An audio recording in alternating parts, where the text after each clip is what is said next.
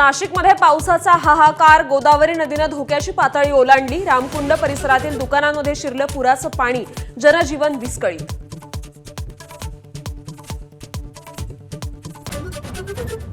महापुराच्या विळख्यात सापडलेल्या मराठवाड्यातल्या अनेक जिल्ह्यांना पुन्हा पावसाचा तडाखा। धाराशिव, बीड, परभणी, नांदेडला पावसानं झोडपलं। सोलापुरातही पावसाचा कहर।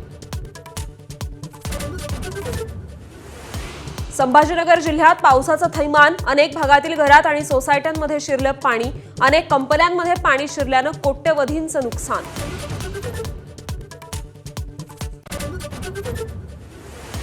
मराठवाड्यातील अतिवृष्टीचा मुख्यमंत्र्यांनी घेतला आढावा। फडणवीसांची नुकसानग्रस्त भागातील जिल्हाधिकाऱ्यांशी चर्चा।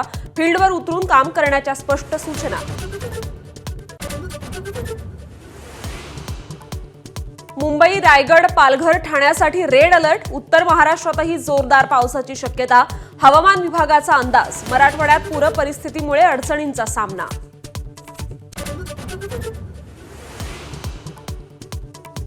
आशिया चषकाच्या फायनलमध्ये भारत पाकिस्तानमध्ये महामुकाबला।